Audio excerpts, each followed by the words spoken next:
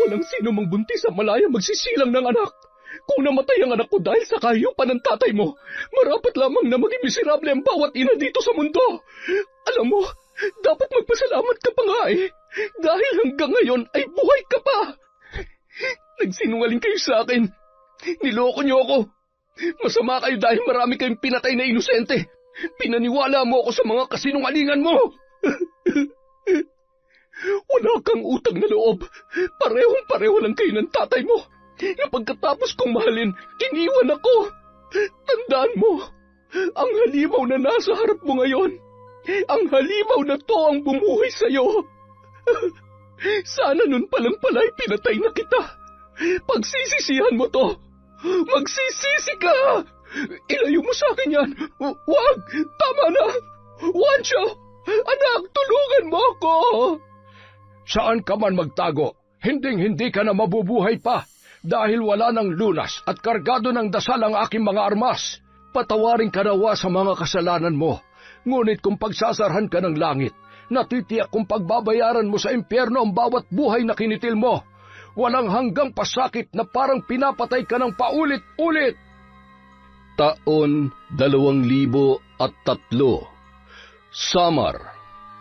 Dapit hapon, abalang nagsisiga ang isang lalaki ng mga naipon niyang dahon mula sa puno ng mangga at langka sa palibot ng kanilang bahay, kasabay ng pagliliparan ng mga alaga niyang manok sa mga sanga, at ang iba naman ay sa mga tagong limliman nito. Abala naman ang buntis niyang asawa sa pagsara ng mga bintana at matapos ay inayos ang natitirang apoy sa loob nang medyo hilaw pang bunot ng niyog at dinagdagan pa ng kamangyan. Ilang beses na kasi yung pinapaalalahanan ng mga kapitbahay tungkol sa gumagalang aswang sa gabi na hindi pa rin matukoy kung sino. May ilan na yung nabiktima, kaya naman hindi mawala ang pag-aalala ng lalaki para sa kanyang mag-ina. Maliban sa mga buntis, ay ilang buwan na ring dumadaing ang mga tao na nawawalan o minsan ay bigla na lamang nakikitang patay ang kanilang mga alagang hayop. Mahal, pumasok ka na sa loob. Ako na mag-aayos niyan. Sige, mahal. Pupunta lang ako sa kusina at maghahanda ng hapunan natin. Huwag mong kalimutang isara ng maayos ang pinto, ha? O bakit? Sumasakit na ba ang tiyan mo? Manganganak ka na ba? Hindi pa naman siguro. Sumipa lang tong napakalikot mong anak. Kung sakaling manganganak na ako ay wala namang problema dahil kapitbahay lang naman natin si Lola Shoni. Kung sa bagay, sige na, pumasok ka na't delikado na dito sa labas. Mas maigi nang sumusunod at nakikinig sa mga matatanda. Sa sobrang pag-alala ko para sa inyo ng anak natin pati sa panaginip ay binabantayan at nakikipagbakbakan ako sa aswang. Natawa na lamang ang babaeng buntis sa kwento ng kanyang asawa. Sabay dumiretso na yun sa kusina at nagluto ng pagkain na pagsasaluhan nila sa gabing yon. Habang abala sa pagluluto, may narinigan siyang mga kaluskos sa likurang bahagi ng kanilang kusina. Sinilip niya yon sa awang ng kanilang hugasang yari sa kawayan, ngunit wala naman siyang nakita. Mayat-maya naman ang pagsipa ng bata na animoy di mapakali sa kanyang sinapupunan. Hinaplos niya na lamang ang kanyang tiyan at kinausap ang sanggol na animoy naiintindihan naman ang kanyang sinasabi. Habang naghahapunan ay nabanggit ng babae sa kanyang asawa ang kanyang narinig, kaya naman bago matulog ay lumabas pa yon para tingnan kung ano ang meron sa likod ng kanilang bahay. Napansin niya ang mga nayuping dahon ng kalabasa at mga damong tila ba dinaanan ng ligaw na hayop. Napabuntong hininga yon at pumasok na lamang sa loob. Hinigpitan ang pagkakatali ng pinto sa kusina para siguraduhing walang makakapasok sa bahay nila kung sakali mang totoo ang napapabalitang aswang. Bandang 12:00 ng gabi, nagising ang mag-asawa nang biglang makaramdam ng labis na pananakit ng tiyan ang babae Agad naman silang humingi ng saklolo sa kapitbahay nilang komadrona na si Lola Shoni. Sige, isang malakas na iri na lamang at lalabas na ang bata. Kasabay ng malakas na pagtulak ng komadrona sa may babang bahagi ng dibdib, ang malakas na iri at ilang sandali lamang ay lumabas na ang sanggol. Ngunit nagkatinginan ang mga yon nang wala silang marinig na iyak. Kung ano-anong paraan ang ginawa ng komadrona para paiyakin at maisalba ang bata na noon ay kulay itim na ang buong katawan. Pasensya na pero walang buhay ang sanggol. Hindi patay ang anak ko. Kanina lamang sumisipa pa siya kaya imposibleng. Anak ko. Parang awa mo na huwag kang mamamatay. Huwag naman pong ganito, Diyos ko. Paano po nangyari ito, Lola Shoni? Hindi namin pinabayaan ang pagbubuntis niya. Posibleng inaswang ang batang ito. Bantayan niyo siya ng maigi. Siguradong matagal niya nang minamanmana ng mag-ina mo. Lumabas ka at humingi ng saklolo. Nandyan lamang siya sa paligid. Hindi siya titigil hanggat hindi niya nakukuha ang katawan ng anak ninyo. Agad namang sumaklolo ang ilan sa mga kalalakihang kapitbahay na mag-asawa hanggang sa mahuli nila ang isang nilalang na noon ay gumagapang sa ilalim ng kanilang silong. Nang mamataan nila ay biglang nag-anyong itim na aso na nakalabas ang mahabang dila. Pinagtulungan yon ng mga kalalakihan gamit ang iba't ibang armas na kanilang hawak. Hayop kang aswang ka! Salot! Papatayin ka namin! Oh, mag-iingat kayo! Delikado ang kalmot at laway niyan! Dapat sa'yo mamatay! Ay, lintik! Napakabilis oo! Habulin natin mga kasama! Marami mang tama sa katawan, ngunit nagawa pa ring tumakas ng nasabing aswang dahil sa bilis at lakas ng naturang nilalang. Kinaumagahan, nagsimula ng magbahay-bahay ang mga tao upang hanapin ang natitiyak nilang aswang na salarin sa lahat ng mga nangyayaring kababalaghan sa baryong yun. Nay, may mga opisyal ng barangay na umiikot at may hinahanap na aswang. May mga kasamang antingero at albularyo. May batang namatay na namang kagabi dahil daw sa aswang. Anong gagawin natin? Siguradong malalaman nila na aswang tayo. Hindi naman sila maniniwala na hayop ang kinakain natin at hindi tayo... Nay, anong ginagawa mo? Bakit ka nag-empake? Huwag ka na maraming tanong at sinasabi pa. Kailangan na nating umalis bago pa nila tayo maabutan dito. Bilisan mo. Pero Nay, paano mga alaga kong... Nay, sandali lang. Naguguluhan man, sumunod na lamang yon sa kanyang ina na noon ay paika-ika at tila nahihirapan sa paglalakad. Ayos ka lang ba, Nay? May sugat ba kayo? Bakit parang patingin nga? Ano ba naman? Nadali ako ng matalas na bagay sa gubat kaya... Maghihilom din agad yan. Huwag ka mag-alala. Halika na. Kailangan na natin magmadali. Nang gabi ring yon, bumiyahe sila papalayo sa baryo. Kinaumagahan ay nakarating sila sa isang lugar na malayong malayo na sa kanilang pinagmulan. Dito tayo maghahanap ng bagong matutuluyan. Mas ligtas tayo dito. Mahirap nang madamay dahil sa mga walang awang aswang na pumapas lang ng mga tao. Ay, paano na tayo ngayon, Nay? Malayo sa gubat at hindi natin kabisadong baryong to. Marami na ring tao at kabahayan dito, Nay. Mas malayo tayo makakagalaw dito, anak. Wala ni isang maghihinala sa atin. Yun nga lang ay, kailangan natin makaisip ng paraan para makakuha ng pagkain at inumin. Di bale, Nay. Maghahanap po ako ng mapapasukang trabaho. Kayo, dito lamang muna kayo sa bahay. Sa tingin ko ay pwede akong tumanggap ng labada para may pang-upa tayo ng bahay. Ano sa palagay mo, anak? Pwede naman po. Kung kaya nyo naman po at hindi kayo mahihirapan. Ay, sana tumagal na tayo dito, Nay. Sana walang aswang dito. Nakakapagod ng madamay dahil sa kasalanan na hindi naman tayong gumagawa. Ay. Nagtanong-tanong ang mag-ina kung saan may bahay na paupahan hanggang sa may nakita silang nakapaskil. Pinupuntahan lamang yon ng katiwala para linisan. Sakto namang dating ng isang binatilyo na malayo pa ay nakangiti na. Magandang umaga po sa inyo. Naghahanap po ba kayo ng maupahan? Pwedeng-pwede po kayo dito. Mag-iisang taon na pong bakante ang bahay na yan. Kami po ng lolo ko ang katiwala. Nasa ibang bansa na po kasi yung may-ari. Medyo luma na pero matibay pa naman po. May parte nga lang po ng bubong na tumutulo kapag umuulan. Pwede ko bang malaman kung magkano ang renta kada buwan? 2,000 lang po. Ano, gusto niyo po ba? Wancho, anak, kaya ba natin? Sige ho, Nay. May nakatabi pa naman ako dito. Pwede nating ibigay bilang paunang bayad. Ayos! Sige na ho. Tumuloy na po kayo. Tutulungan ko po kayo maglinis. Ay, siya nga po pala. Yan lang po ang gamit ninyo? Wala po kayong... Ay, hindi bali na nga.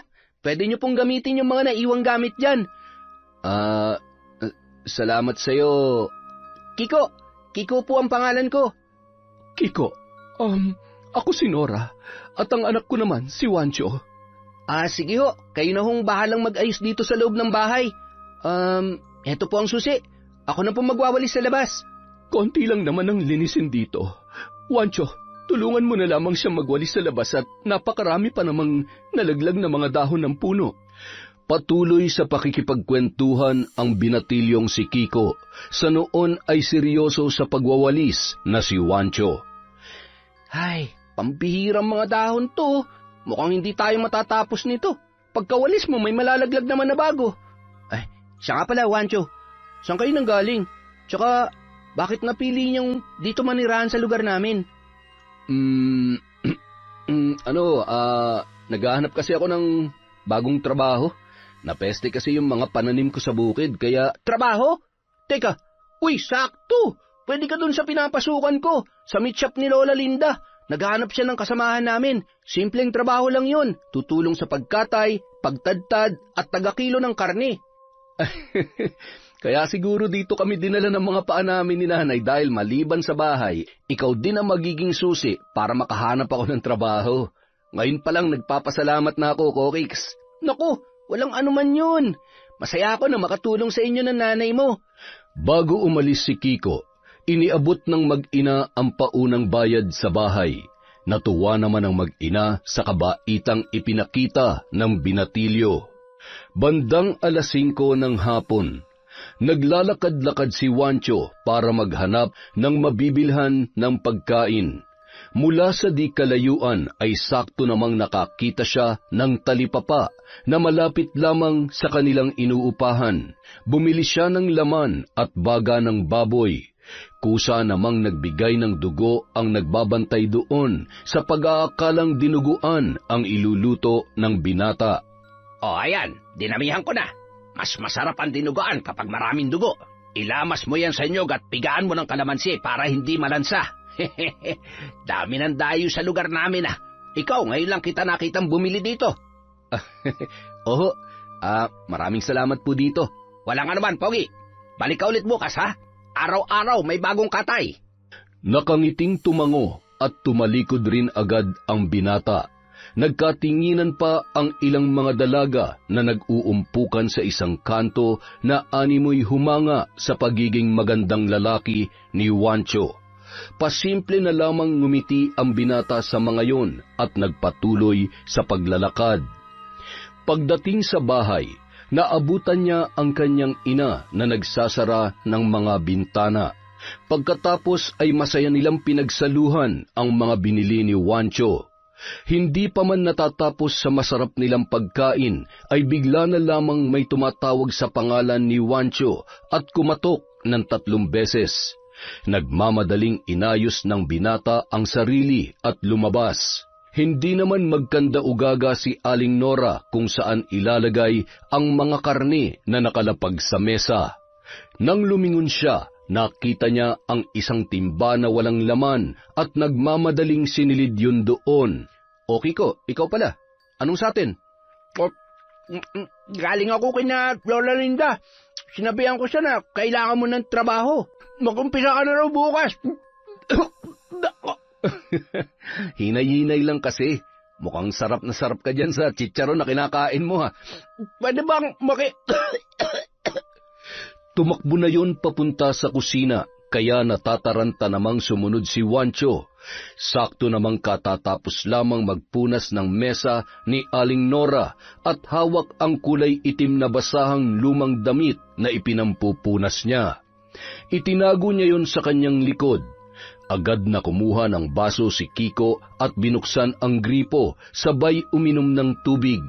Tinapik-tapik pa niya ang dibdib noon na animoy may nakabara, sabay nakahinga ng maluwag ang binata. Ano bang nangyari sa'yo, iyo? Pasensya na ho kung nagulat ko kayo. Muntik na ho akong mamatay dahil sa chicharon na to eh. Ang sarap po kasi. Gusto niyo po ba? Panalo ho to kahit walang sawsawang suka. Mukhang masarap, kaya lang muntik ka nang mamatay dahil sa... Gutom na po kasi ako eh. Tsaka masarap po talaga to. Ay, siya nga pala.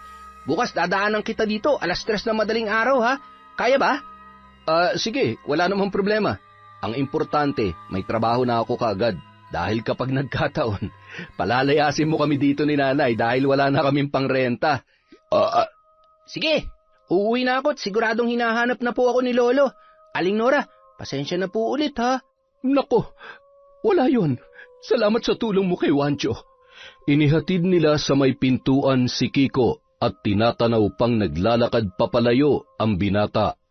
Marami pa ring mga batang naglalaro sa labas at mga taong nakatambay sa kalsada. Ay, muntik na tayo doon, Nay. Buti na lang nailigpit nyo kaagad. Kailangan talaga nating magdoble ingat. Huwag natin silang bibigyan ng dahilan para maghinala. Hindi rin tayo mahihirapan na makabili ng pagkain, lalo na ngayong nataon na sa katayan ka ng baboy magtatrabaho. Kailangan mo lang pigilan ang sarili mo. Huwag na huwag kang gagawa ng bagay na ikapapahamak natin. Oo naman, Nay. Gusto ko na rin mamuhay ng malaya sa gulo at takot dala ng pagkatao natin. Pasensya ka na, anak. Mula bata ka ay ito na ang buhay na kinamulatan mo. Nahihirapan at naguguluhan ka pero gusto ko lang malaman mo na ginagawa natin to para sa ikabubuti mo. Ayaw ko mapahamak ka.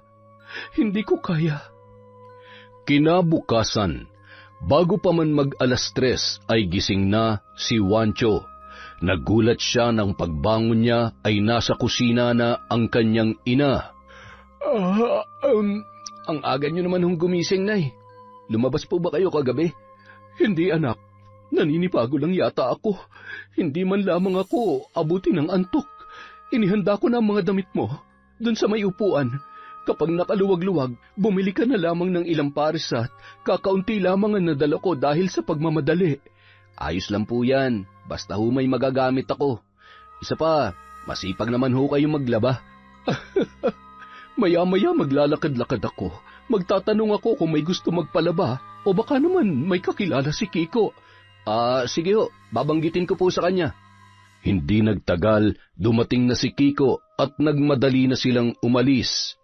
Pagdating sa may katayan sa likod ng luma, ngunit may kalakihang bahay ni Lola Linda, hindi kalayuan sa pwesto ng meat shop. Abala ang 2 lalaki na matagal ng trabahante ng matanda. Eksakto nilang nadatnan na tinatali at tatarakan na sa leeg ang baboy. Tumulong naman sila at napapalunuklaway na lamang si Juancho nang maamoy ang sariwang dugo na dumadaloy sa isang malaking timba. 3 baboy ang kanilang kinatay. Pilit niyang pinipigilan ang kanyang sarili sa pagkauhaw sa dugo at laman na nasa kanyang harapan. Pinagpapawisan ng malamig at hindi maipagkakaila dahil patuloy lang ang pagtulo noon sa kanyang muka at braso. Ano, Totoy? Mukhang ninervyos ka yata. Masasanay ka rin. Kailangan medyo alerto at mabilis tayo, ha? Tuturuan ka namin na maayos at huwag ka rin mahihiya magtanong kung kinakailangan. Oo nga, huwag ka mahihiya sa kahit sino sa amin dito. Masaya't nagtutulungan kami. Dahil kapag may pumalpak na isa, damay-damay tayong lahat. Kung may dapat kang katakutan, si Lola Linda yon. Medyo may kasungitan at kapag puro kakapalpakan, siguradong tatamaan ka ng pandigma ang tungkod niya. Kapag nandito yon, trabaho lang. walang gaanong kwentuhan dahil naririndi siya sa kapwa niya maingay. Kaya kung may tao man na siguradong mahihirapan, ako yun. Nagtawanan na lamang ang mga lalaki kasabay ng pagbukas ng pintuan sa kusina. Hala, sige. Magkwentuhan at magtawanan kayo para abutin kayo ng liwanag dyan. Oh, buti pumasok na ang baguhan. Anong pangalan mo, Pogi? Ako po si Wancho. Magandang umaga po, Lola Linda. Mas maganda pa ako sa umaga. Sana ganito kagwapong mukha nakikita ko sa tuwing umaga at mukhang mabango. May naamoy na naman akong... umagang-umaga ay nagkakalat ng lagim. Magbubukas na ako ng meat shop at sumunod na lamang kayo doon, Wancho at Kiko. Yung laman loob dyan sa panghuling baboy ay huwag ibebenta ha. May paggagamitan ako niyan. Agad na tumalikod ang matanda at dumaan sa likod na bahagi ng bahay papunta sa meat shop. Aba, mukhang malinaw ang ihi ngayon ni Lola. Sigurado kakapadala lang ng mga anak niyang nasa abroad. At mukhang crush pa yata tong si Wancho. Nako, magkaribal na kayo ni Kiko ngayon sa puso ni Lola Linda. Maya-maya lamang, ikinarga na ng dalawa sa kariton ang mga baboy na hiniwa sa tig-2 parte. Ang mga laman loob naman ay lilinisin pa ng ibang mga trabahante at ipapahabol na lamang sa tindahan. Pinagtulungan nila yung itulak hanggang sa makarating sa meat shop. Natuwa naman ang matanda na pinagmamasdan ang bawat kilos ng baguhang si Wancho. Maya-maya, nagpaalam na rin ang matanda at nagbilin na lamang sa dalawa kung ano ang mga dapat gawin. Hanggang 10:00 lamang sila magtitinda sa nasabing pwesto sa araw-araw. Kung minsan ay babalik sa katayan kung may ipag-uutos pa ang matandang babae. Arawan ang bayad at binibigyan pa sila ng pang-ulam na karne ni Lola Linda. Maraming salamat po dito, Lola. Meron din diyang laman loob at dugo. Kung gusto mo ay bibigyan kita. Kaunti lang naman ang kakailanganin ko dito para sa aking lulutuing hapunan. Ikaw, Kiko, gusto mo rin ba? Naku po, gustuin ko man po ay bawal naman po yan kay Lolo. Salamat na lamang po, Lola. Buti naman kung ayaw mo. O siya, kay Wancho na lamang ito. At yung isang supot ng dugo, dalhin mo na rin. Laking pasasalamat ni Wancho na sa kabila ng pagiging istrikta ng matanda ay hindi maipagkakaila ang pagiging matulungin at mayroon niyong mabuting kalooban. Habang naglalakad pa uwi bago maghiwalay ng daanan sina Wancho at Kiko, na pagkwentuhan nila ang matanda. Kiko, buti na lang mabait si Lola Linda. Kinakabahan ako kanina habang nagbabantay siya. Mabait naman talaga yun, tsaka hindi yun madamot. Alam mo, dyan na yan yumaman sa pagtitinda ng karning baboy. Ang kwento nga niya sa amin, yung 5 niyang anak, lahat na pagtapos niya dahil dyan sa negosyo niyang yan. Nakakaawa lang na ngayong matanda na siya, naiwan na lang siya mag-isa dito sa probinsya. May mga asawa na raw kasi, yung 3 nasa Maynila, tapos yung 2 naman nasa ibang bansa. Yun nga talaga mahirap kapag matanda na. Maiiwan na mag-isa dahil may kanya-kanya ng pamilya, mga anak. Pero depende naman yun sa mga anak niya. Buti nga, hindi sakitin yung matandang yun eh. Sa 2 taon ko na nagtatrabaho sa kanya, ni minsan hindi ko pa nakitang nagkasakit yun. Sanay sa trabaho at negosyo. Kinukuha nga daw yan ng anak niya sa Canada eh. Ang kaso, ayaw niya. O paano, dito na ako. Bukas na lang ulit. Sarapan mong pagluluto ng dinuguan ha. Patikimin mo ako bukas. Sige. Dadalang kita bukas. Malayo na ay nagsasalita pa rin si Kiko. Tumatango at kumakaway na lamang si Wancho dahil kahit bulong noon sa malayo ay sigurado na naririnig niya. Isa yun sa kanyang mga abilidad bilang aswang. Pagtapat sa isang karinderya, napatigil si Wancho at napangiti nang maisip niya kung paano bibigyan ng dinuguan ang kanyang bagong kaibigan na si Kiko, gayong hindi naman sila nagluluto ng kanyang ina. Miss, 2 order nga ng dinuguan. Sige, Pogi, sandali lang ha. Nakangiti namang inabot ng tindera ang binili niya, sabay inabot ang bayad. Nagmamadali na yun naglakad pa uwi at sakto namang nakita ang kanyang ina mula sa isang eskinita. Nay! Wancho, anak, buti naman at maaga kang nakauwi. 4:00 pa lang ha. Kumusta ang unang araw mo sa trabaho? Ayos naman po, Nay. Mabait naman ho yung amo ko. Binigyan pa tayo ng panghapunan natin. Teka, saan po kayo galing? Ha? Ano? Naglakad-lakad lang para makabisa ko tong lugar. Nagtanong-tanong din ako ng pwede kong maekstrahan para naman makatulong ako sa iyo. Kahit wag na ho siguro, Nay. Ako na lang po magtatrabaho para sa atin. Nagpatuloy sa pagkukwentuhan ang mag-ina habang naglalakad pa uwi sa kanilang bahay. Pagdating doon, iniabot niya kaagad kay Nora ang sinahod niya nung araw na yon. Aba, ang dami niyang dala mong pang-ulam ha. Mabuti naman may dugo. Sa wakas ay maiibsan na rin ang pagkauhaw ko. Nanunuyo ng lalamunan ko eh. Ano to? Bumili ka ng lutong ulam? Para po yan kay Kiko. Nanghihingi kasi ng dinuguan, kaya sabi ko, dadalhan ko siya bukas. Hindi naman siguro mapapanis yan dahil mukhang bagong luto. Tsaka may suka yan. Ay, kinabahan nga po ako, Nay. Buti na lang may nadaanan akong magandang tindera, karinderya. Umayos ka dyan. Kahit anong mangyari, wag ka magkakamaling matukso sa mga babae.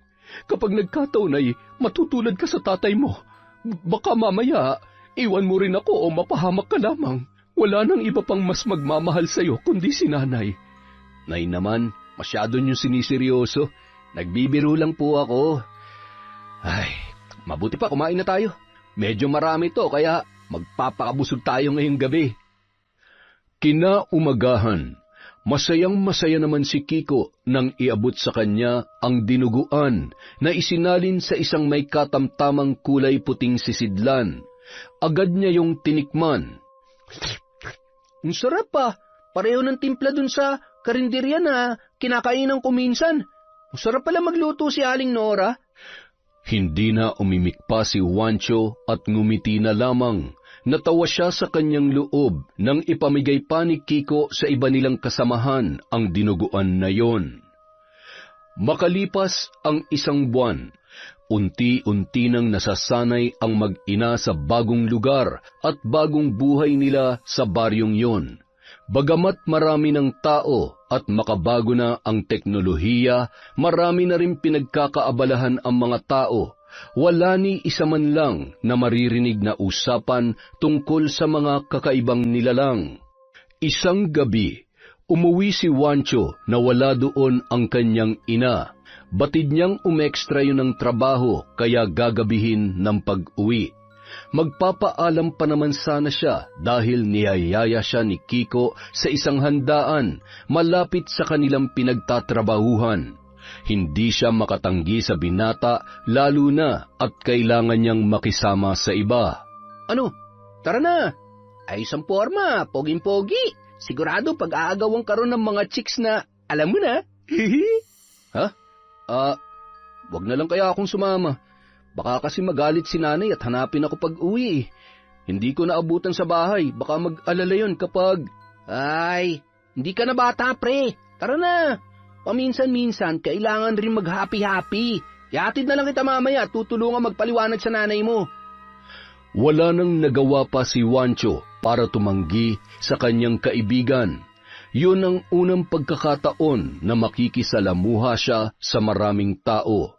Pagdating sa lugar, agad siyang ipinakilala ni Kiko sa mga naroon at masaya naman siyang binati ng mga yon. Pasimple niya pang itinatapon sa ilalim ng mesa ang pagkain na iniaabot sa kanya.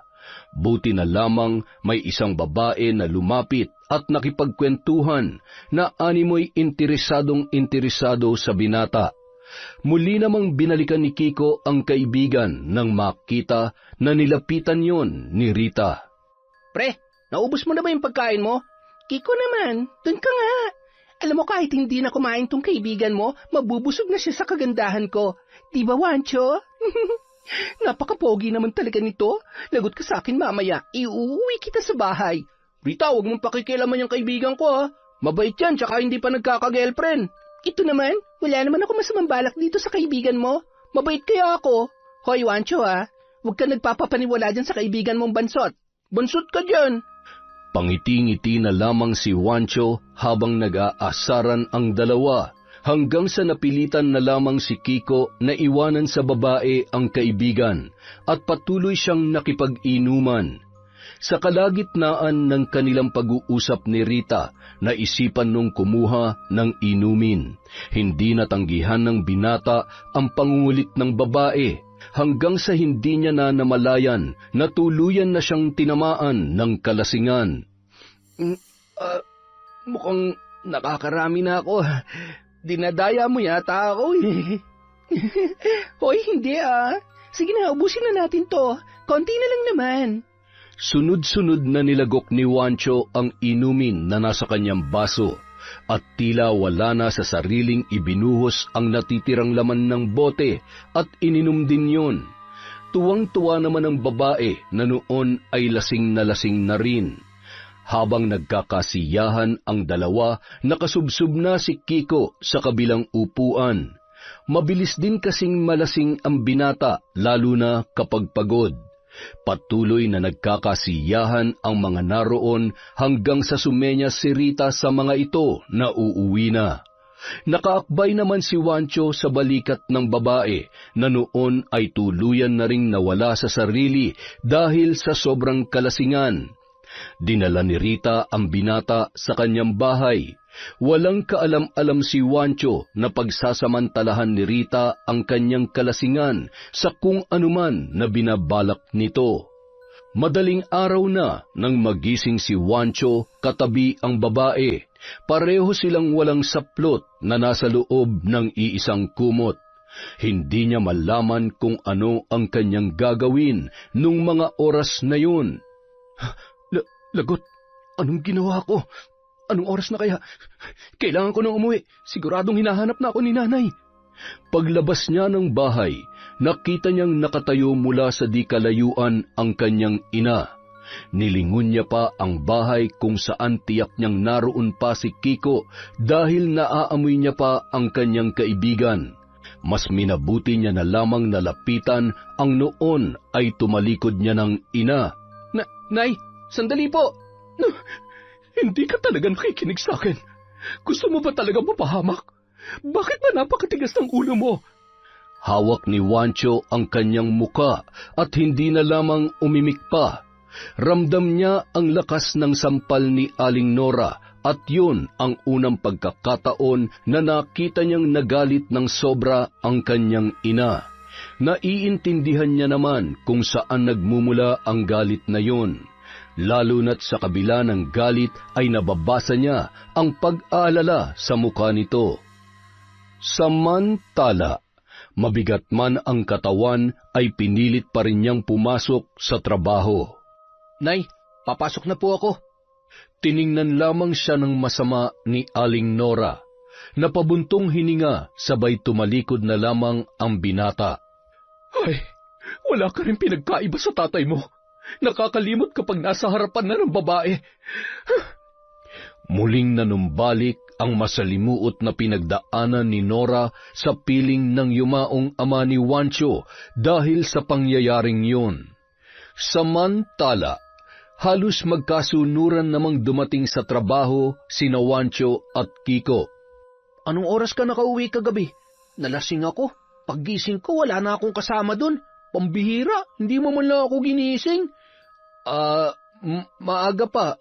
Ano kasi, sinundo ako ni nanay. Pero marami ka pa naman kasama nung pumuslit ako. Anak ng pambihira naman Talagang mahal na mahal ka ng nanay mo Ay, siya nga pala. Kumusta kayo ni Rita kagabi? Nakascore ka ba? Ha? Ano yun? Ay, saan planeta ka ba nang galing? Pambihira naman Halika nga't magtrabaho na lang tayo. Masyado ka namang good boy. Bandang tanghali, malayo pa ay narinigan na ni Wancho ang boses ni Rita na noon ay papunta sa kanilang pwesto. Nagmamadaling magtago ang lalaki. Oh, anong ginagawa mo dyan? Si Rita, paparating. Sabihin mo hindi ako nakapasok. Anak ng... Wala naman Nananaginip ka pa yata Nagulat si Kiko nang biglangan dumating si Rita at malayo pa ay nababakas niya na ang magandang ngiti ng babae. Napalitan ng malungkot na ekspresyon ang mukha noon nang makita na wala doon ang kanyang pakay. Oh, bakit? Hinahanap mo si Wancho? Oo, sanay eh. Nasaan ba siya? Wala, hindi nakapasok. Pinagod mo yata kagabi. Hoy, huwag ka namang maingay, baka may makarinig sa'yo. Pakisabi na lang kapag nakita mo siya na, hinahanap ko siya ha, at sana magkita ulit kami. Ay, oo na. Sige na, umalis ka na, at kapag nakita ka na naman ni Lola Linda dito, siguradong masisira na naman ang araw nun. Umirap pa ang babae at agad na umalis. Nang makalayo-layo ay lumabas na sa pinagtataguan si Wancho. Ay, paano kaya yan? Baka araw-araw niya akong kulitin dito. Huwag ka magpapauto dun, luka-luka yun. At ang balita ko, buntis daw. Baka mamaya ipaako sa iyo yung bata. Nako, mahirap yan, pre. Oo, buntis nga siya at hindi niya maipagkakaila yun. Hindi niya pwedeng ipaako sa akin yun dahil imposibleng... May anting-anting ka ba, Wancho? Anting-anting? Bakit mo naman naitanong yan? Kasi, kanina, alam mo agad na paparating si Rita. Tapos ngayon, siguradong-sigurado ka rin na buntis talaga siya. Alam mo yung lolo ko, mahilig at maalam din yun sa mga ganyan. Wala akong anting-anting. Malakas lang talagang pakiramdam ko at tungkol naman sa pagbubuntis niya, halata naman sa hulma ng katawan niya eh. Kung sa bagay, buntis? Sino ang buntis? Nakabuntis ka, Wancho? O sino sa inyong dalawa, ha? Wala po, Lola. Ang pinagkukwentuhan namin ay yung buntis po na bumili kanina. Ano po kasi, muntik niya na pong makalimutan yung sukli. Ayos lamang yon. Huwag lang yung pagbabayad ang makakalimutan at siguradong malulugi tayo. Siya nga pala. Ibalot mo nga yung atay na natitira at iuuwi ko. Nagkatinginan ang dalawa at agad namang sinunod ang utos ng matanda. Pagkuway tumalikod na yon at tila nagmamadaling umalis. Ano kayang ginagawa ni Lola sa mga lamang loob? Mag-isa lang naman siya sa bahay. Imposible namang sa araw-araw na pagluluto niya ng mga yun ay kaya niya yung ubusin. Hindi naman siya ganun kalaki. Ikaw talaga, pati ba naman yung pinuproblema mo? Ay, malay mo may mga alaga siyang hayop, mga aso o di kaya pusa. Siguro nga. Alam mo, siguro ang luwag sa loob ng bahay niya, no? Hindi pa kasi kami nakakapasok dun eh. Nung minsang kinuwento ko yun kay Lolo, ang sabi niya sa akin, baka daw may lahing ano si Lola. Ano? Aswang. Aswang? Imposible namang walang aswang dito. Sabi ni Lolo, namumuhay din daw sila bilang mga normal na tao. Meron daw masama at meron ding mababait. May alam ka pala tungkol sa mga aswang? Siguro, parang tao din naman sila. Lahat naman na nilalang dito sa lupa ay malayang mamuhay. Kung minsan nga lang, mas pinipili nilang lamunin ng kasamaan. Kaya maraming buhay ang nadadamay. Pagkatapos isara ang kanilang pwesto, ay pinasama sila ng matandang babae sa bahay nito. Pinagbuhat pa kasi sila ni Lola Linda ng malalaking tapayan na binili niya papunta sa may kusina. Yun ang unang pagkakataon na nakapasok sila sa bahay ng matanda, ngunit hanggang kusina lamang.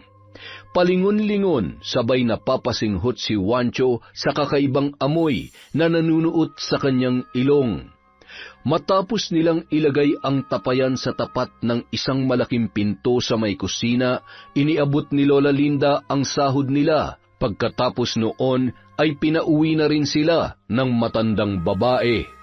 Saan kaya yung gagamitin ni Lola Linda? Malamang imbakan ng tubig o di kay wala na siyang paglagyan ng pera. Tara na, umuwi na tayo. Susuyuin ko pa yung nagtatampo ko nanay. Ay, ikaw kasi. Bakit ako? Hindi ka ba nag-enjoy kagabi? Ano, ha? Aminin. Pagdating sa bahay, agad nang inilagay sa mesa at tinakpan ng isang malaking palanggana ang dala niyang karne na magsisilbing hapunan nung gabing yun.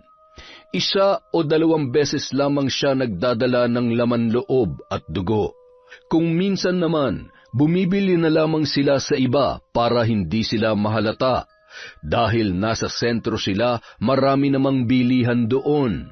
Ilang sandali pa, agad na pinuntahan ni Juancho ang kanyang nanay sa silid nito. Nagmano siya, sabay malungkot na tinitigan ang hindi niya mabasang ekspresyon ng kanyang ina.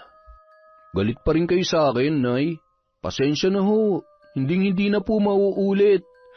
Ay, at sa tingin mo, hahayaan ko pang mangyari ulit yon? Kumain ka na. Ayan ang damit mo, magpalit ka.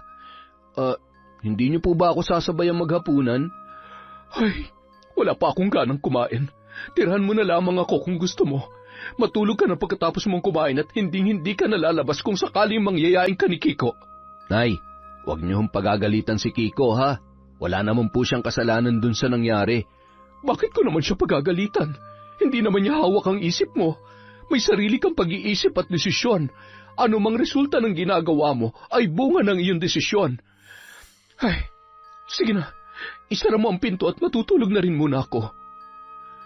Makalipas ang 1 linggo, naging matabang pa rin ang pakikitungo ni Aling Nora sa kanyang anak na si Juancho.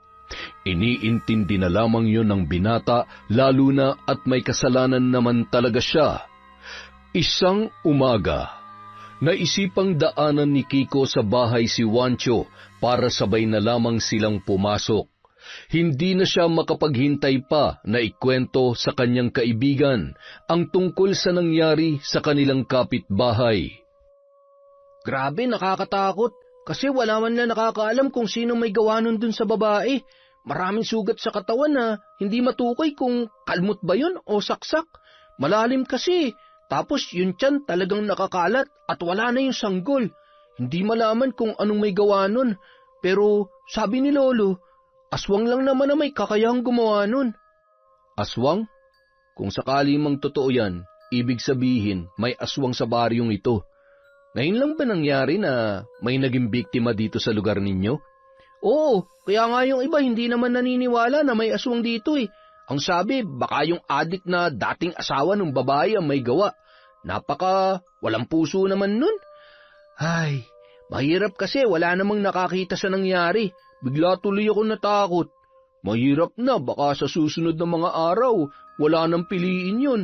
Sabi ko nga kay Lolo, turuan niya ako para ako mismo maghahanap sa aswang na yun eh. Ay nako, tatadtarin ko siya na parang karni, pipinuhin ko kung kinakailangan. Hindi naman mapalagay si Juancho nung araw na yon. Iniisip niya kung sino ang aswang na may kagagawan noon. Kinakabahan na naman siya na maaaring nasa panganib na naman ang kanilang buhay, kaya hindi magtatagal ay kakailanganin na naman nilang umalis. Lalo pang nadagdagan ang kanyang mga alalahanin nang bumalik si Rita at nagtatatalak. Agad naman siyang nagtago at walang planong harapin ang babae. Alam kong nandyan ka. Huwag mo akong pagtataguan, Juancho. Pagkatapos na nangyari sa atin, bigla ka na lamang... Anong ginagawa mo dito, babaeng kalapate? Ano, litong-lito ka na ba sa kung sino ang ama niyan dinadala mo? Alam mo yan ang mahirap sa makakating katulad mo. Kung kani-kanino ka nagpapakamot, wala ka nang natitirang kahihiyan, kaya ayan, dito ka pa talaga mag-e-eskandalo sa tindahan ko. Aalis ka o ipapabarangay kita. Lahat na lang ng mga naging tauhan ko ay tinikman mo. Uutakan mo pa si Juancho. Bago pa yan dumating dito ay nagdadalang tao ka na. Hindi na nahiya. Ganon? Pakailamera ka talaga kahit kailan. Aray, bitawan mong kamay ko. Ano ba? Akala mo kaya mo ako?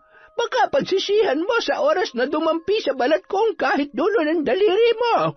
Umalis ka na bago pa maubos ang pasyensya ko.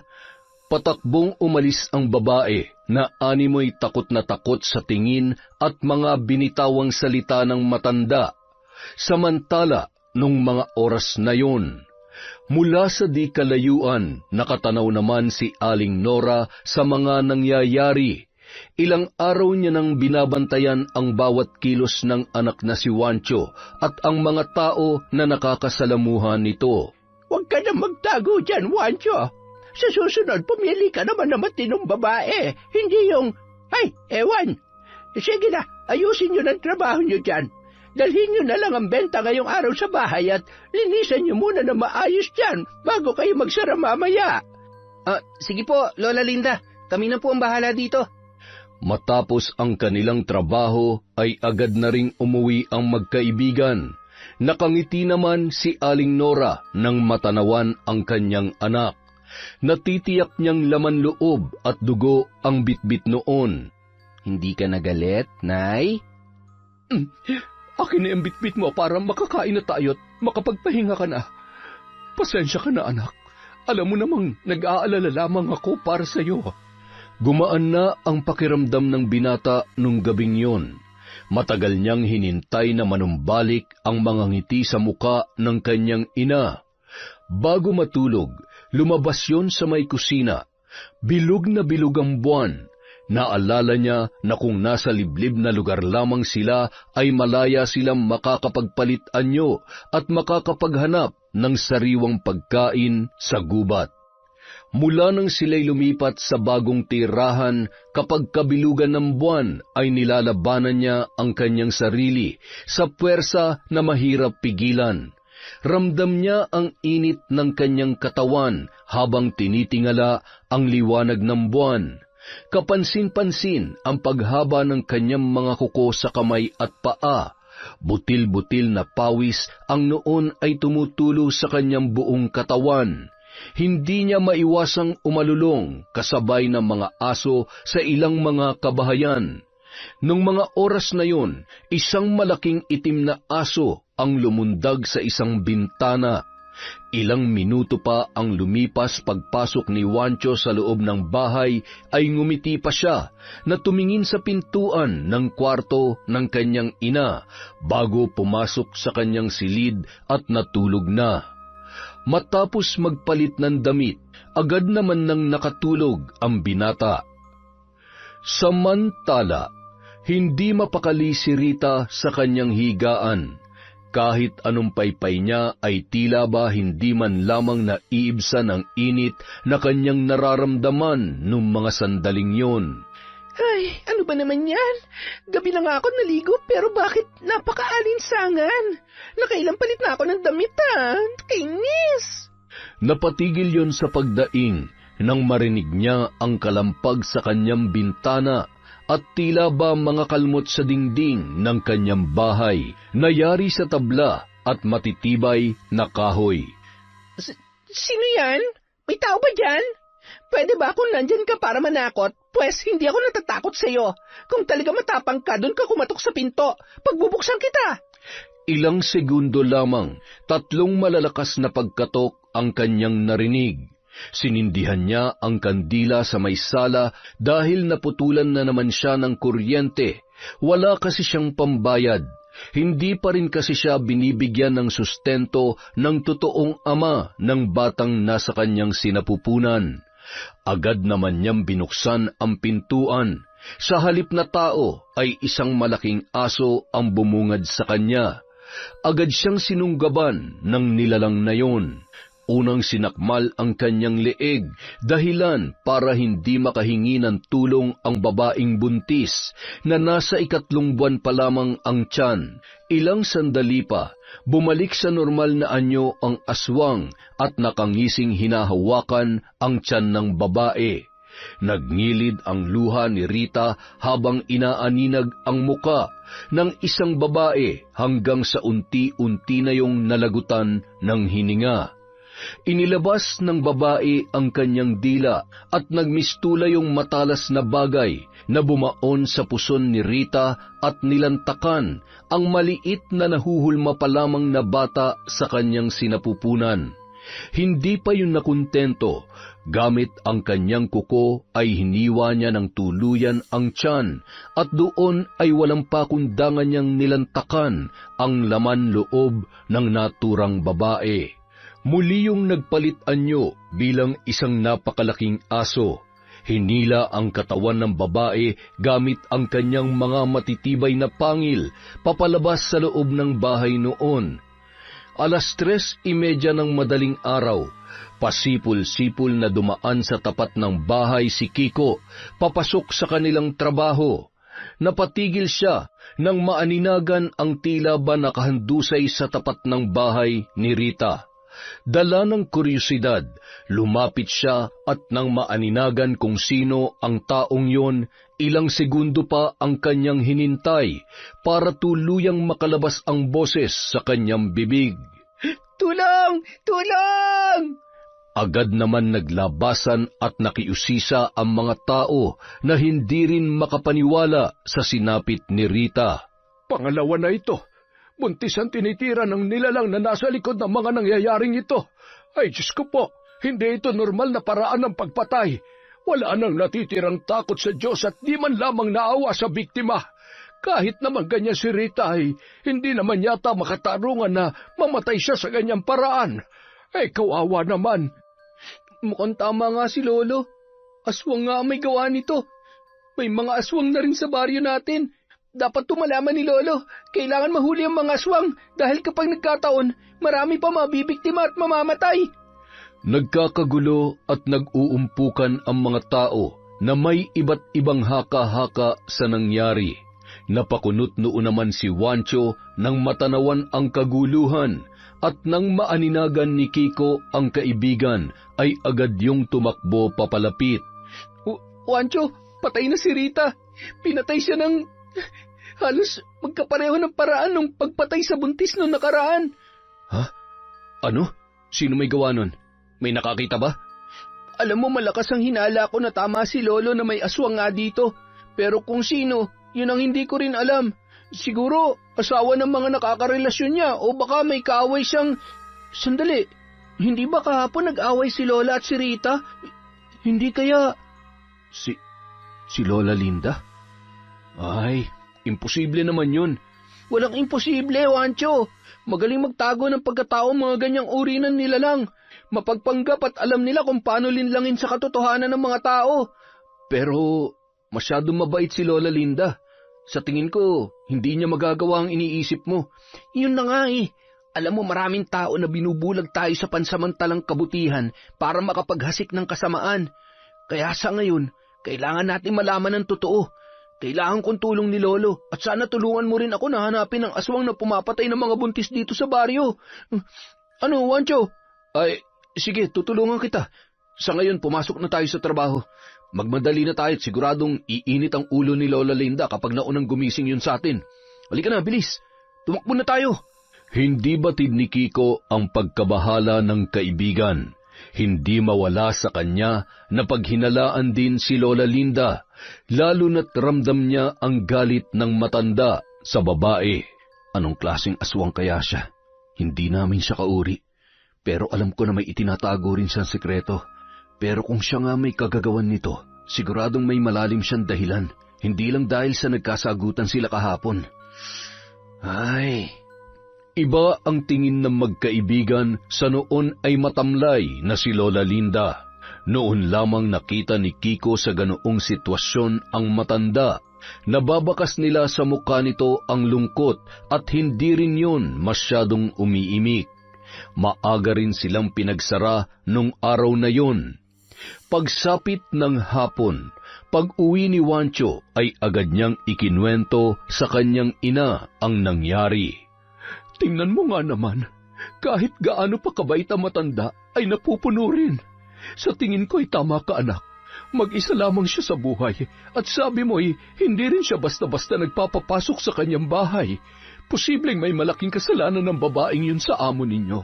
Kung sakaling hindi siya aswang, maari rin namang dayong aswang na dito naman naisipang mambiktima. Ay, hindi naman kasi lahat anak ay mas pinipili ang nakasanayan natin. Kahit minalas tayo dahil sa hindi tayo normal katulad ng iba, nasasaatin pa rin kung pipiliin nating maging mabuti o masama. Kaya lang po sa ngayon, ang pinoproblema ko ay kung paano matutulungan ng kaibigan ko. Gusto niya malaman kung sinong aswang na pumapatay. Naghihinala siya kay Lola pero paano kung mapatunayan niya na hindi si Lola at malaman niya na aswang ako dahil maraming alam ang lolo niya sa aswang. Kaya kahit anong mangyari, kailangan natin mag-ingat at umiwas na magpapakita sa lolo niya. Baka kasi sa oras na malaman niya Anak, walang makakaalam sa sikreto natin at wala rin makakapanakit sa atin. Gagawin kong lahat para protektahan ang ating sikreto. Kung kinakailangan na magpakalayo-layo, gagawin natin yun ng paulit-ulit. Masiguro ko lamang ang kaligtasan nating mag-ina. Samantala. Apo, halika. Ito ang sagot sa mga katanungan mo. Ang boteng ito ay tinatawag na panghabak. Kailangan mo ito para malaman kung may aswang na umaali-aligid. Maaari mo silang iwasan. Para sa katulad mong hindi marunong makipaglaban ay mas maganda kung yun ang gagawin mo. Baka mapahamak ka lamang dahil malalakas ang mga yan. Hindi mo sila kaya. Marami ka pang dapat matutunan. Isa pa, wala namang dahilan para patayin natin sila. Wala naman silang kasalanan sa atin. Huwag mong susubukan na magpakabayani, Kiko.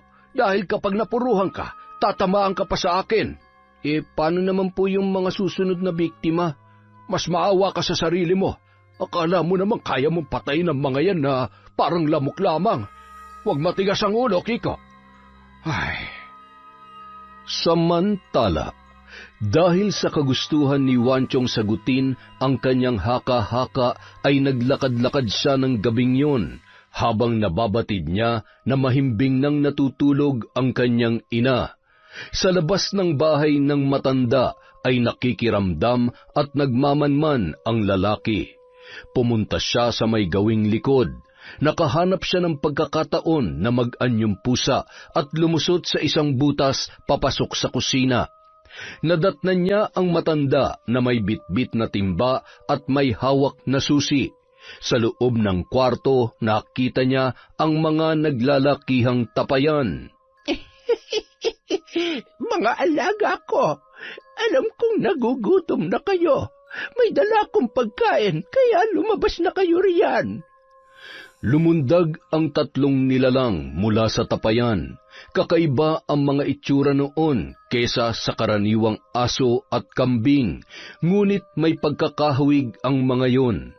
Paatras kong maglakad at walang kasing sayang nilantakan ang dalang karne na inilagay ng matandang babae sa sahig. Busugin niyo ako ng swerte at kayo naman ay bubusugin ko ng...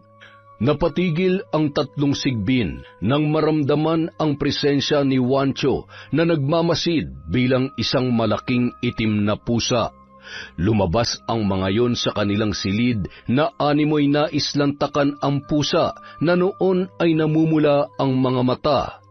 Sandali! Saan kayo pupunta? Bumalik kayo sa tapayan, ngayon din! Pati pusa ay gusto ninyong patulan para naman kayo mga ginugutom. Ay! Nagmamadaling tumakbo si Wancho bilang isang pusa papauwi sa kanila. Napatigil siya nang makarinig ng tili mula sa isang bahay. Kasunod ng sigaw na yon ay nakita niya ang isang pamilyar na nilalang na tumatakbo papalayo. Nakiramdam siya sa paligid at nang lumabas ang lalaki ay humihingi yon ng saklolo sa mga kapitbahay. Tulong! Tulungan niyo kami! Ang asawa ko! Duguan yun at maraming kalmot sa muka at sa kanang braso. Agad naman nagsilabasan ang mga tao para tumulong. Nakakatakot na dito sa lugar natin. Pangatlo na to at hanggang ngayon ay hindi pa rin nahuhuli ang kung sino man may gawa nito. Kawawa naman. Kabuwanan na sana ay nangyari pa ito sa kanya. Walang kasing bilis na kumaripas ng takbo si Wancho at umuwi sa kanilang bahay. Pagdating doon, agad niyang binuksan ang pinto ng silid ng kanyang ina. Bakas sa mukha noon ang pagod at humahalimuyak pa ang amoy ng batang sanggol na nilantakan noon. Nay, kayong pumapatay sa baryong ito? Anong sinasabi mo dyan? Huwag na kayo magsinungaling pa. Nakita ko kayo. Kitang-kita ng dalawang mata ko na kayo lumabas mula sa bahay na yon. Bakit? Ano ba nangyayari sa inyo? Kailan pa yan? Bakit nyo ginagawa to? Dahil walang sino mang buntis sa malaya magsisilang ng anak.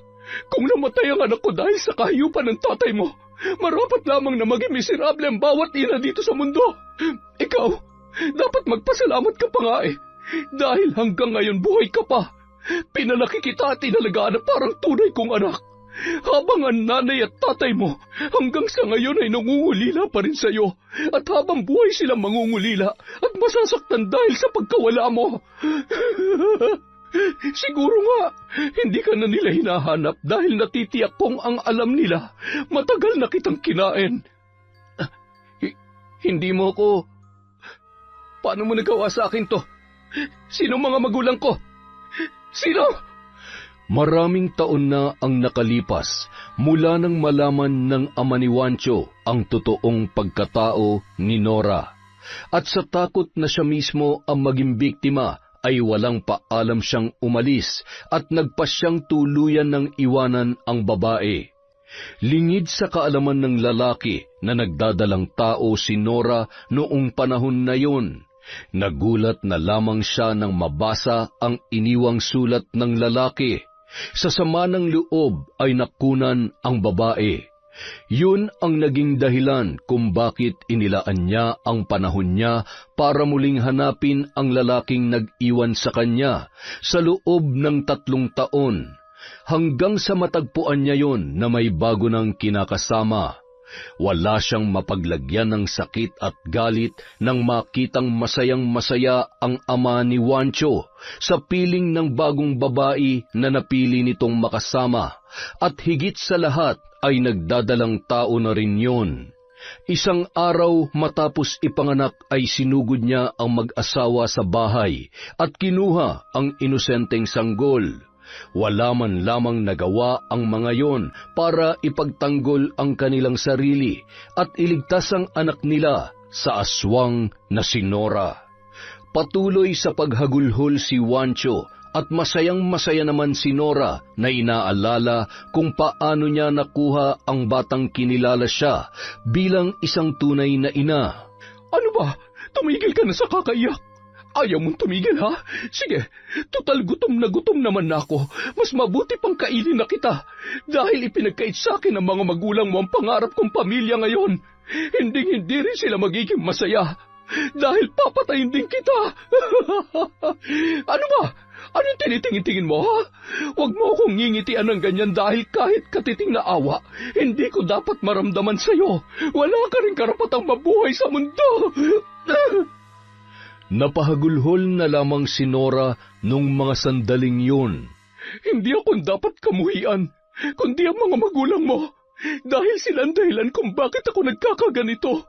Kung naniniwala kang ako na ang pinakamasamang nanay sa mundo, sana noon pa'y pinatay na kita. Sana hindi kita inalagaan. Sana matagal na kitang hinayaang mapahamak. Nagsinungaling kayo sa akin. Niloko niyo ako. Masama kayo dahil marami kayong pinatay na inosente. Pinaniwala mo ako sa mga kasinungalingan mo. Paano ako naging aswang? Paano ako naging halimaw na katulad mo? Ano naman ang silbi kung hindi ka magiging halimaw na katulad ko? Wala kang utang na loob. Parehong-pareho lang kayo ng tatay mo, na pagkatapos kong mahalin, iiwan mo rin ako. Tandaan mo, ang halimaw na nasa harap mo ngayon, ang halimaw na to ang bumuhay sa'yo. Sana noon pa pala ay pinatay na kita. Pagsisisihan mo ito, pagsisisihan mo. Nanlilisik ang mga matang umalis ang kanyang kinikilalang ina sa loob ng mahabang panahon. Hindi mawari ni Juancho ang sakit na nararamdaman nung mga oras na yon. Hindi siya pumasok sa trabaho. Magulo ang isip at hindi niya rin alam kung ano ang dapat gawin. Samantala, ano kaya nangyayari kay Juancho? Bakit hindi siya pumasok? May sakit kaya ang batang yun? Ay, kawawa naman. Siguro kailangan na natin magdagdag ng trabahante para may araw na makakapagpahinga ang iba sa inyo. Mahirap nga lamang humanap ng matino at mapagkakatiwalaan. Ay, baka kapag nagkataon ay may pakain ko pa yun sa mga alaga kong sigbin. Ho? May alaga po kayong sigbin? Oo, huwag ka maingay at sikreto lamang natin yon, ha? Ang mga yan, matagal na sa akin. Pampaswerte lamang. Kapag mabuti ang may-ari, ay hindi naman mapanganib mag-alaga niyan. Yung yumao kong asawa ay naniniwala na ang mga sigbin talagang dahilan kung bakit naging maganda ang takbo ng negosyo namin. Pero sabi nga kailangan sabayan ng sipag at utak. Siya, mamaya ay daanan mo si Wancho. Kumustahin mo't dalhan mo ng lulutuing ulam, ha? Kawawa naman, siguro pagod na pagod na. Lola, pwede rin po ba akong mapagod bukas? Medyo nararamdaman ko na rin po kasi ang sakit ng katawan ko Aray, Lola naman. Hindi pagod yan. Wari ko'y katamaran yan. Ayusin mo ang trabaho mo't dodoblehin ko ang sahod mo ngayon dahil mag-isa ka lamang dito. Siya nga pala, anong balita tungkol sa bagong pinatay? Kumpirmado na nga bang aswang ang may gawa noon? Opo, Lola. Nakita raw po mismo ng asawa ng pinatay na buntis. Sugatan nga rin po yung lalaki. Ay, Lola, hindi kaya nakakawala yung sigbin mo sa gabi? Akala ko ba'y kumpirmadong aswang? Bakit naman nadamay ang mga sigbin ko? Kulang kaya ata sa hambalos ng tungkod ko Sa tinagal-tagal ko na dito, ngayon lamang nangyari yan. Wari ko'y hindi taga rito ang aswang. Isang dayo mula sa mga karatig lugar kung saan talaga naman marami pa ring aswang. Akalain mong dumayo pa sila dito? Ay, dapat na lang talaga tayo mag-ingat. Bandang 4:00 ng hapon, matapos ang trabaho ay dumiretso si Kiko sa bahay ni Wancho. Bukas naman ang pinto at nagtuloy-tuloy yon sa silid ng binata. Pre, ano nangyari? May sakit ka ba? Ay, medyo masama lang ang pakiramdam ko. Salamat sa pagdalaw, Oh, wala ka naman lagnat Ano nangyari dyan sa mata mo? Umiyak ka ba? Nasaan si Lola Nora? May problema ka ba? Ay, hindi ko alam kung paano ko sasabihin sa iyo, pre. Baka kasi hindi mo naman ako maintindihan at hindi ka rin maniwala sa akin. Mukhang malalim yan, pre Sige na, sabihin mo't makikinig ako. Ano bang problema yung tinutukoy mo? Alam mo yung mga namatay na buntis? Alam ko na kung sino may gawa. Ano? Nakita mo ba? Sinakdan ka rin ba niya kaya ka umiiyak? Si nanay. Ano? Ibig sabihin, aswang yung nanay mo? Mahirap paniwalaan pero oo, aswang siya, pre. At pati na rin ako. Ha? Ikaw? Aswang ka rin? Huwag ka matakot. Hindi ako masama at hindi kita sasaktan. Hinawahan niya ako ng pagiging aswang niya. Hindi siyang totoo kong ina dahil ninakaw niya lang pala ako mula sa mga totoo kong magulang. Sinubukan ko magbantay kagabi. Hindi ko sinasadyang makita siya mula dun sa bahay ng pinatay na buntis. Nagkasugatan kami at sinabi niya sa akin ng totoo bago siya umalis. Ano ba naman to? Seryoso ba? Totoo ba to? Binabangungot lamang ako. Ay! Nasa panganib ang mga taga rito. Kailangan natin tumulong para pigilan siya. Baka kasi lalo pa siyang magalit at pumatay pa. Ayoko nang may madamay pa sa galit niya sa akin at sa mga totoong magulang ko. At saka kapag hindi siya tumigil, siguradong pati siya mapapahamak din. Kahit anong mangyari, nanay ko pa rin siya, Kiko. Naiintindihan kita, pre. Pero huwag ka magpapatalo sa pagmamahal mo sa kanya dahil kapag nagtuos uli kayo, baka mapatay ka na niya. Kung gusto mo pa makita ang totoo mo mga magulang, kailangan mo manindigan sa kung anong tama. Kahit masakit at mahirap, kailangan mong tanggapin ang katotohanan na ginamit ka lang niya para makapaghiganti. Huwag ka mag-alala, tutulungan ka namin ni Lolo. Sandali lang, bakit parang mainit ang bulsa ko? Aswang ka nga. Binigay sa akin to ni Lolo para malaman ko kung may aswang sa paligid. Ay, teka, sigurado kang hindi mo ako sasaktan, ha? Tsaka, siya nga pala, yung dinuguan. Hindi nyo naman hinaluan ng kung ano yun, di ba? Ay, ang totoo niyan, binili ko lang talaga yun dun sa karinderya. Ay, sigurado ka, ha? Ayaw ko maging aswang. Baka mamaya bigla na lang din akong mauhaw sa dugo ng tao. Ay, naku po, Diyos ko. Huwag naman po sana. Nung mga oras na yon, isinama ni Kiko ang kaibigan sa kanilang bahay. Sa unang pagkakataon, nagkita ang kanyang lolo Tolome at ang kaibigan niyang si Wancho. Ops, diyan ka lang. Huwag ka magkakabaling pumasok sa bahay ko. Hahampalusin kita nitong buntot pagi. Lolo, hindi po siya masama. Kaibigan ko ho siya at hindi niya ho tayo magagawang saktan. Siya ho at yung nanay niyang nangungupahan dun siya. Mga aswang ang pinatira mo sa bahay natin na yon. Inang mahabagin naman, Kiko, oo. Lolo, pasensya na po kayo. Pero gusto ko lamang pong malaman nyo na nandito po ako para patunayan sa inyo na wala ho ako masamang hangarin sa mga tao dito sa lugar ninyo. Hindi ko po alam na ang kinikilala ko pong nanay ang pumapatay sa mga buntis. Huli na po para malaman ko ang katotohanan dahil maging ako po na itinuring niyang anak, ginamit niya lamang para makapaghiganti. Tulungan niyo po ako mahuli at labanan siya.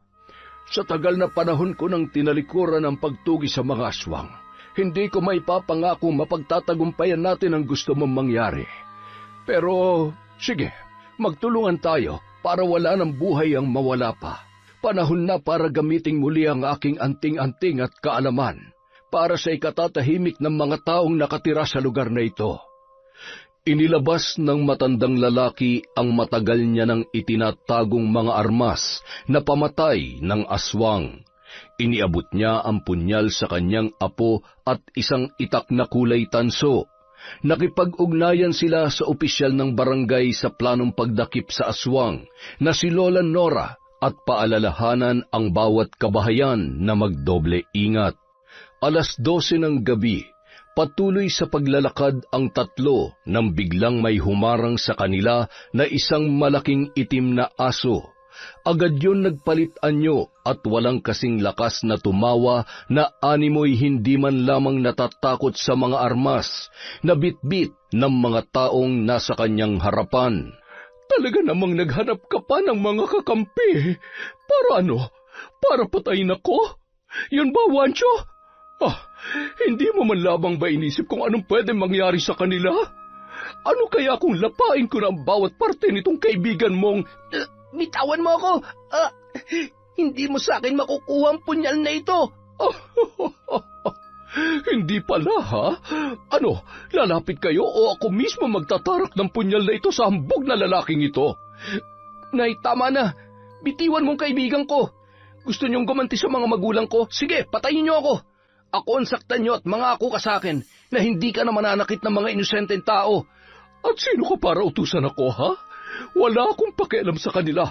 Hindi mo ako pwedeng diktahan sa kung ano ang dapat kong gawin, Wancho. Papatay ako hanggat gusto ko. Walang sino man ang makakapigil sa akin.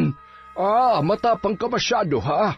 Sige, tingnan na lang natin kung kakayanin mo ang pangmalakasang anting-anting na kahit demonyo'y kayang paluhurin. Hawak ang kanyang kwintas. May mga inuusal na salita ang matanda na unti-unting nagpahina sa aswang na babae. Ilayo mo sa akin yan. Wag, tama na. Wancho, anak, tulungan mo ako. Nay? Huwag kang lalapit sa kanya. Huwag mo na siyang subukang linlangin. Nababasa ko ang takbo ng isip at plano mo. Hindi ka magtatagumpay dahil ngayong gabi magbabayad ka na sa lahat ng mga kasalanan mo. Napakarami mo na palang pinatay. Masyado ka nang nagpatalo sa galit, sakit at kasamaan dyan sa puso mo. Lolo, sandali lang ho. Nay, sumuko ka na lang. Marami pang paraan para magbago at talikuran ng... Wancho, isasama kita hanggang kamatayan. Nang makita ni Kiko ang nakaambang mahahabang kuko ni Nora, ay tumakbo siya at hihilahin na sana ang kanyang kaibigan. Wancho! Wag! Ang sama mo talaga! Humanda ka! Nagmamadali siyang dinampot ang punyal at itinarak yun sa likod ng babaeng aswang. Kasunod noon ay ang 3 hampas ng buntut pagi sa likod noon na mas lalong nagpahina at nagpahiyaw kay Nora. Muling dinampot ni Kiko ang punyal.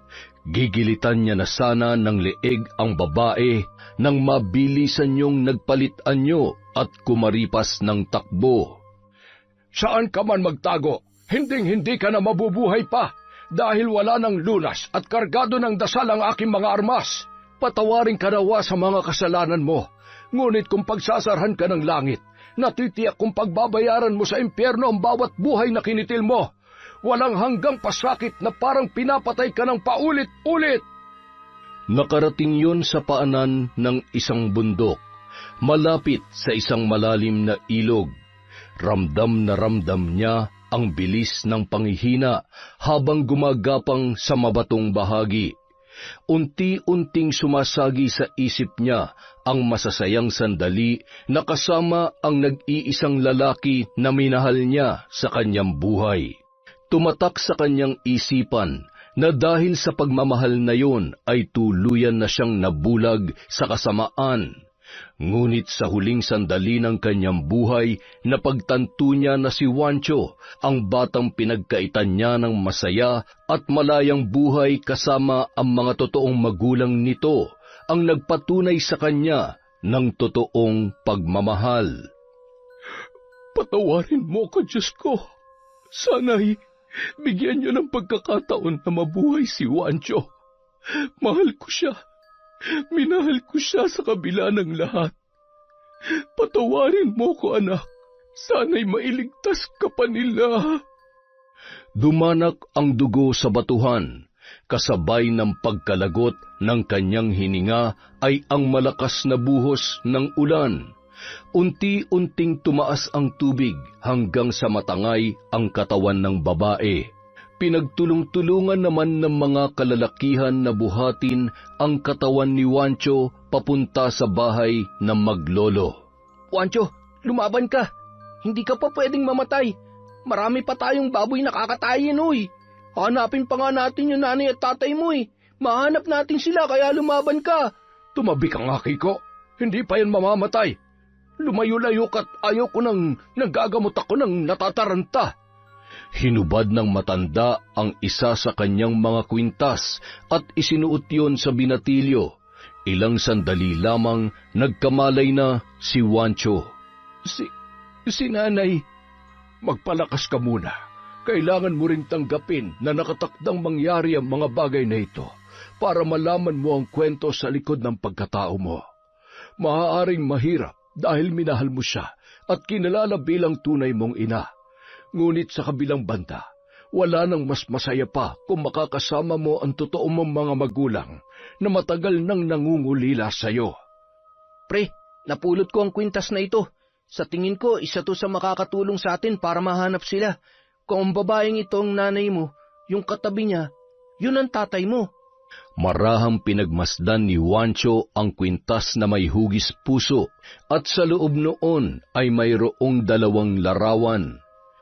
Kung makikita ko silang muli, matatanggap kaya nila ako? Isa na rin akong aswang katulad ni Nanay Nora. Huwag ka mag-alala. May pag-asa ka pang gumaling dyan sa pagiging aswang mo. May kilala kong albularyo na makakatulong sa'yo. Hindi magiging madali dahil sa mahaba-habang proseso ng panggagamot, ngunit kung bukal sa kalooban mo na magbagong buhay at yayakapin ng liwanag, walang imposible, bata. Makalipas ang 1 linggo, tumungo sila sa nasabing albularyo. Sa ngalan ng Ama na makapangyarihan sa lahat, lisanin nawa ang katawang lupa ng lalaking ito ng itim na kapangyarihan at mailuwa niya ang bertud ng aswang.